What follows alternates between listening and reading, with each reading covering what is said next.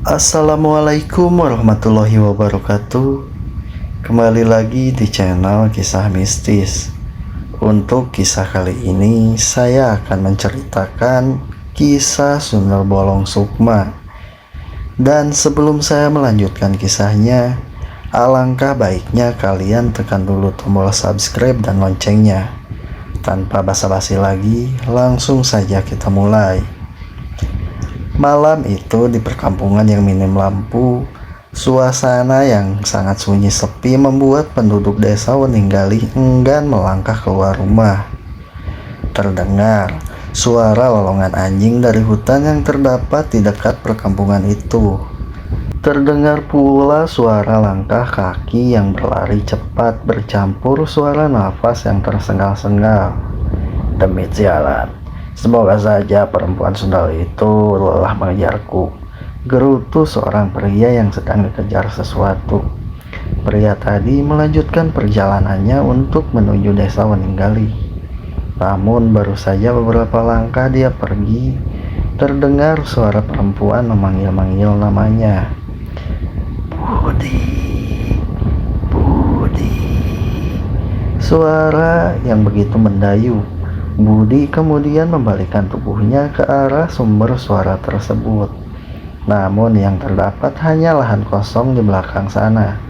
Oi, siapa kau? Keluar cepat perempuan sialan. Jangan main-main dengan Budi. Suara wanita tadi berganti dengan suara tawa yang membuat siapa saja mendengarnya merinding. Kurang ajar, rupanya kau lagi perempuan sundal. Aku sudah lelah berlari, kau masih saja mengikutiku. Sekarang apa maumu? Tunjukkan wujudmu. Jangan main-main dengan Budi. Teriak Budi begitu jemawa. Aku di sini Budi biadab. Suara wanita tersebut terdengar bergema mengerikan datang dari arah belakang Budi. Budi pun membalikkan badannya. Betapa kagetnya saat dia melihat sesosok perempuan berbaju putih yang kotor, berambut panjang, acak tidak karuan, bola mata yang merah menonjol seakan mau keluar, lingkaran mata yang hitam gelap, senyum menyeringai, memperlihatkan giginya yang hitam, kuku panjang menghitam, kulitnya pun tak kalah hitam dan mengeluarkan cairan nanah. Sudah kuduga, itu pasti kau perempuan sundal.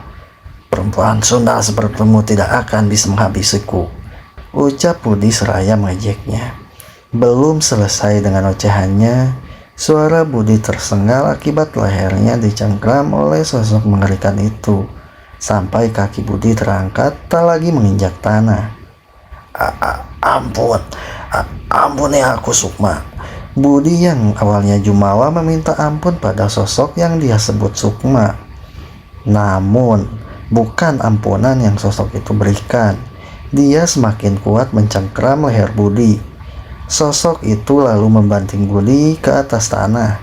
Saking kerasnya sosok itu membanting Budi hingga Budi mengeluarkan cairan merah segar.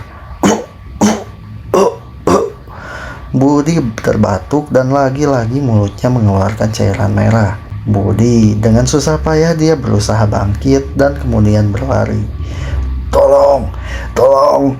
Dengan napas yang tersengal-sengal dan sisa tenaganya Budi berteriak meminta tolong. Berharap ada seseorang yang mau menolongnya. Budi berpikir sosok yang mengerikan tadi sudah tidak mengejarnya. Dia menyadarkan tubuhnya pada sebuah pohon beringin besar. Napasnya tersengal-sengal. Namun dia merasa ada udara berhembus di belakangnya. Begitu dia menoleh ke belakang, wajah sosok mengerikan itu tepat di belakangnya dan hanya berjarak beberapa senti saja. Budi berteriak sekencang-kencangnya meminta tolong dan hendak berlari. Tapi sosok itu segera meraih leher Budi. Budi dengan susah payah berusaha untuk melepaskan cekikan makhluk tersebut dengan cara memukul tangan sosok tersebut, namun percuma saja. Sosok itu begitu kuat.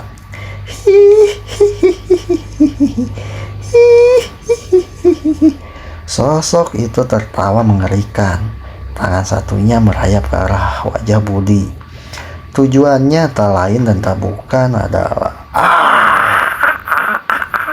teriak Budi sekencang-kencangnya. Sosok itu mencongkel kedua bola mata Budi, lalu membantingkan kembali tubuh Budi ke permukaan tanah. Mataku, mataku, jerit Budi merasa kesakitan yang amat luar biasa. Lalu sosok menyeramkan tersebut mengunyah kedua bola mata Budi hingga hancur lalu memuntahkannya. Tolong, tolong, teriakan Budi menggelegar sambil berguling-guling di tanah. Sosok mengerikan tersebut tertawa melihat Budi menderita. Lalu sosok itu menghunuskan bambu runcing ke arah kepala Budi. Budi tewas dengan kondisi yang mengerikan. Malah mencekam itu menjadi saksi bisu atas kepergian Budi menghadap Ilahi di tangan Sunda Bolong yang penuh dendam. Di kediaman seorang ningrat, tampak pria duduk dengan gelisah lalu melempar asbak cerutu miliknya. Apa yang kau lakukan, Santoso? Bentak seorang wanita berusia 40 tahun kepada pria yang tak lain dan tak bukan adalah suaminya sendiri. Diam kau Suningsih. Aku pusing mendengar suaramu yang cempreng itu, balas pria bernama Santoso itu tak kalah kencang. Wanita bernama Suningsih bukannya takut, tapi dia malah mendekati sang suami. Dengan suara berdesis dia berucap, "Kau yang membuatku pusing, Santoso. Hancur sudah barang di rumah ini akibat ulahmu. Kau pikir semua harta kekayaan ini milik orang tuamu? Kau harus ingat, di sini akulah yang mempunyai harta. Mengapa kau jadi pria tak waras begini, ha? Apa semua ini ada kaitannya dengan Sukma, wanita sundal itu?" Santoso langsung mencengkeram rahang istrinya. "Dengar aku, Suningsih. Aku tak peduli semua kekayaanmu. Jaga ucapanmu. Jika kau tidak ingin mengalami nasib sama seperti Sukma." Setelah berucap demikian, Santoso melepas kasar cengkeraman tangannya. Ia kemudian berlalu pergi keluar rumahnya. Setelah Santoso tak terlihat lagi, barulah Suningsih mengamuk sejadi-jadinya, melempar apa saja yang ada di dalam rumahnya. Brengsek kau, Santoso. Jika saja aku tak mencintaimu, aku tak sudi menjadi istrimu keparat, teriak Suningsih dengan lantang. Sesaat dia menghentikan amukannya, lalu tersenyum menyeringai. Apa yang kau harapkan dari perempuan yang berprofesi sebagai penarik itu, Santoso? Apa yang kau harapkan dari perempuan sundal itu? Singkat waktu, mayat Budi telah ditemukan dan membuat heboh para warga kampung. Anto yang hendak pulang dari pasar penasaran dengan adanya kerumunan warga. Ia lalu menghampirinya. Alangkah kagetnya dia saat mengetahui Budi telah menjadi mayat. Tak buang-buang waktu, ia kemudian berniat memberitahu Juragan Santoso. Dia lari menuju rumah Juragan Santoso. "Juragan, Juragan!" teriak Anto memanggil Santoso. Santoso kemudian keluar dari rumahnya. Dia berdiri di teras dengan berkacak pinggang. "Ada apa, Anto?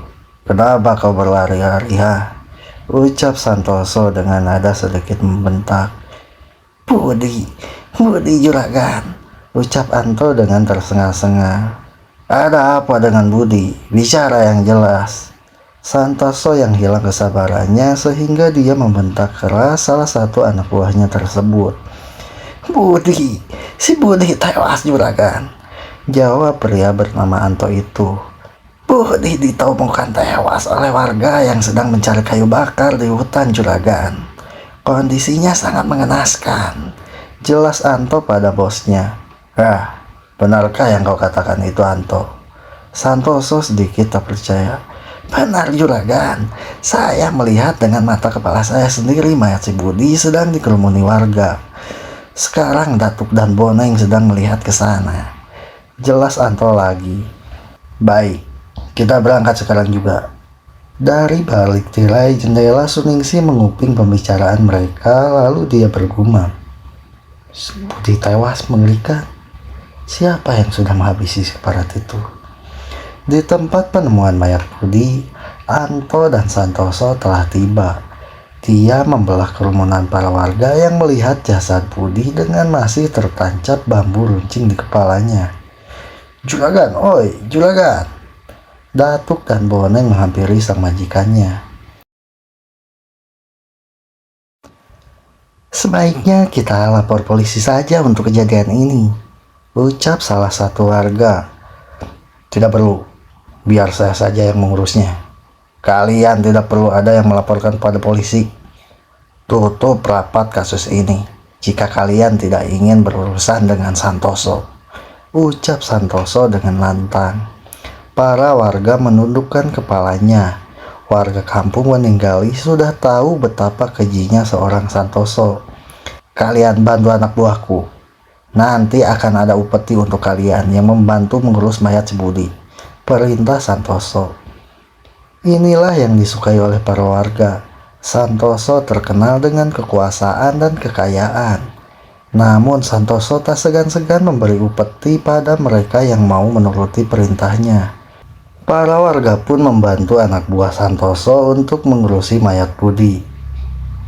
Budi adalah perjaka tua yang hidupnya hanya mengabdi pada Susanto. Namun bukan berarti dia belum pernah merasakan surganya dunia. Budi sering melakukannya dengan wanita penghibur yang ada di kampung Weninggali.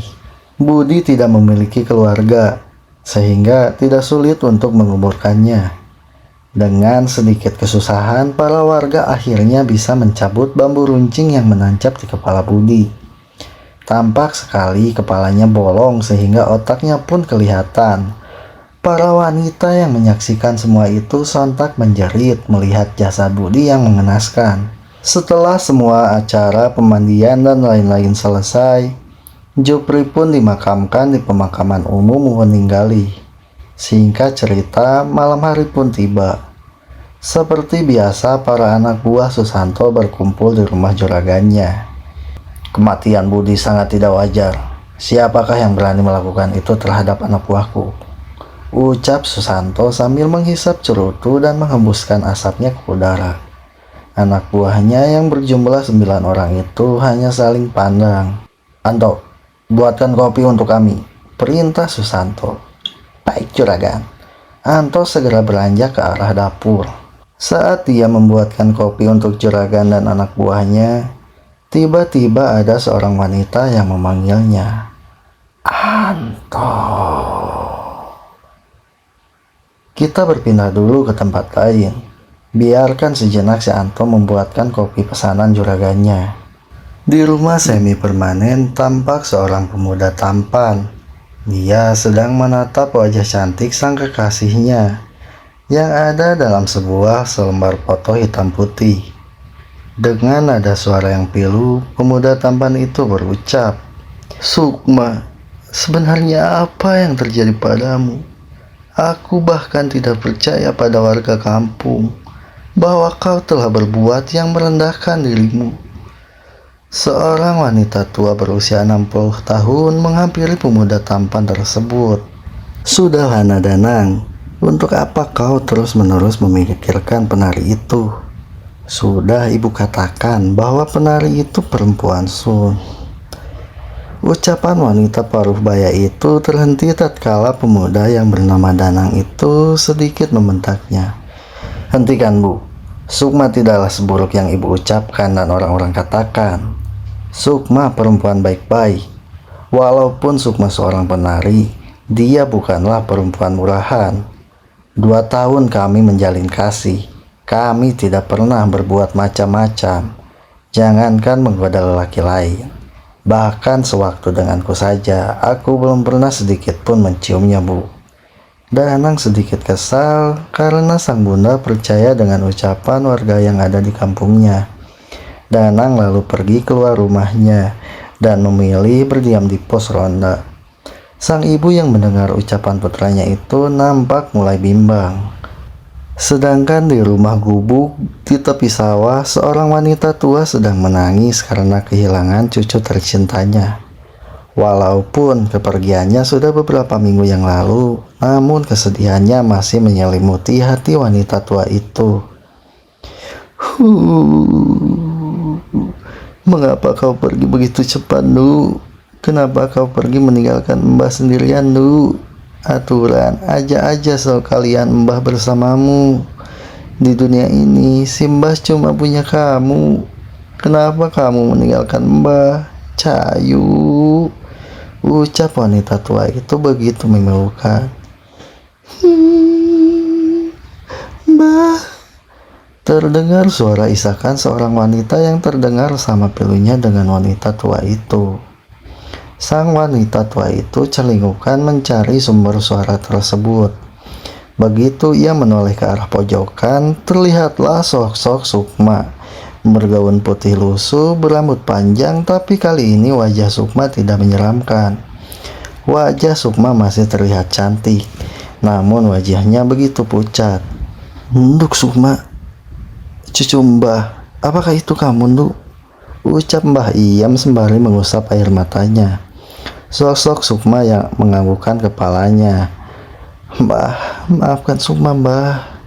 Sukma tidak bisa bersama Simbah lagi. Sukma harap Simbah tidak bersedih lagi atas kepergian Sukma. Mereka jahat, Mbah. Mereka jahat karena telah membuatku meninggalkan Simbah untuk selamanya." Ucap Sukma dengan suara terisak. "Mereka? Siapa, Nduk? Siapa yang sudah membunuhmu? Mbah yakin kamu tewas dibunuh. Siapa yang melakukan semua itu, Nduk? Katakan pada Simbah, Cahayu," tanya Mbah Iyam pada cucu semata wayangnya. Namun sosok Sukma enggan menjawab pertanyaan sang nenek. Sukma menghilang dari pandangan Mbah Iyam. Sukma, Mbah Iyam kembali terisak tangis. Danang yang baru saja pulang dari pos ronda segera memasuki kamar dan merebahkan tubuhnya di atas ranjang. Saat ia hendak memejamkan mata, Danang mendengar suara wanita terisak tangis begitu memilukan. Kang Mas Danang, tolong aku Kang Mas. Sakit Kang Mas. Danang yang mengenali suara tersebut kemudian bangkit dan duduk di tepi ranjangnya, lalu bergumam, Sukma, kokah itu Sukma kekasihku? Kembali ke rumah Juragan Susanto. Anto yang sedang berada di dapur, tiba-tiba bulu kuduknya merinding tatkala dia mendengar suara seorang wanita yang menyebutkan namanya. Anto. Tubuh Anto gemetaran merinding sekujur tubuh. Tepukan mendarat di pundak Anto. Namun dengan terpaksa, kisah Sunda Bolong Sukma harus bersambung sampai di sini dulu. Nantikan kisah kelanjutannya di part 2 nanti.